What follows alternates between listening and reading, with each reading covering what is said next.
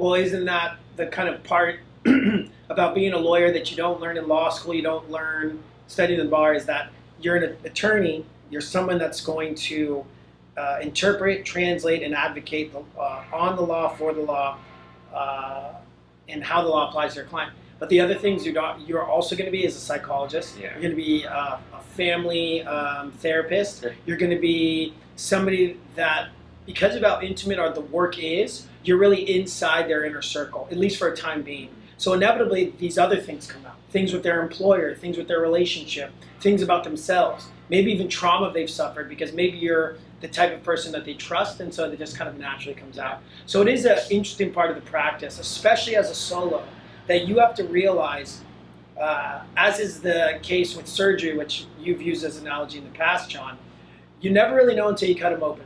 And you can plan everything you want, but until you actually get into the case, until things are filed, until things were rolling, you're going to have to kind of prepare for the worst, hope for the best. And that's why it is kind of a case-by-case and such a specific art on how to quote people, on how to deal with flat fees as opposed to billable hours and charging people by the hour.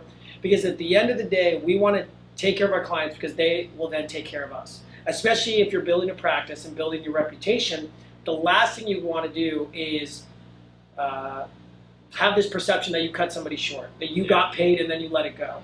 And so it's kind of an interesting part of developing our professional careers, is that, yes, being a lawyer and being within the law and advocating is your job.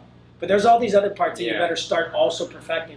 Otherwise, you're probably always going to work for somebody and never work for yourself, because somebody else is going to have that polish that you just don't have.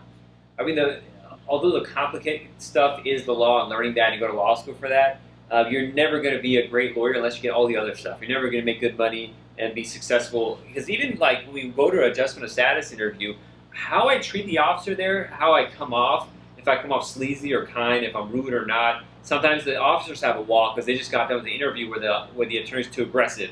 And they're like, oh, not another attorney. If I go there with a smile and just say, you know what, nice to meet you, I'm just going to sit in the corner, I'm cool, I'm not going to be that kind of guy. And they're going to treat your clients better. It's one of those things. You don't want the client to get hit because of the attorney. And so having a good demeanor, be mindful of how you look, how you act, how you dress, really, because people judge you. And so if a lawyer comes in like just dilapidated looking, it's going to put off the officer, put off the security guard, put off the clients themselves. There's a lot of nuance that they don't teach you in law school, because law school is about the law, but not practicing the law. Oh yeah. And so practicing law is a completely different beast. And until you get a client and someone pays you, you're not going to be practicing law. So it's more important.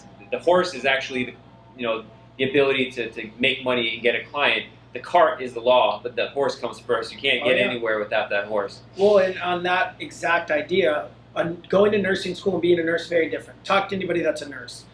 Going to school to become a teacher and becoming a teacher and teaching, very different. The law is no different, to where I think this day and age we get so obsessed with, if I just do A, B, and C, I'll get there and then things will be fine.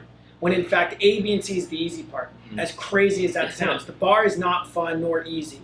However, once you jump off that cliff, you have your license, you're literally at the bottom of a mountain, having just got over those mountains, staring back up and say, okay, time to learn this. But therein lies the beauty of what we get to do, is that you're always learning, you're always perfecting.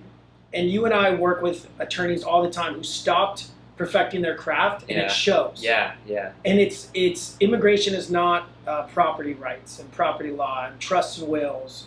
Immigration changes literally daily. I mean, if you're watching this, it's probably because you're thinking, I need to make sure I'm always keeping up with what's going on, because you're paying attention to, because of how piecemeal immigration law has been over the last 30 years, little things apply here, little things apply there. So if you're not constantly perfecting that craft, then you might miss something, and that thing might be the ultimate variable that costs your client, and then that costs you, and ultimately you're spending more time after the fact rather than just kind of staying on that hustle early on.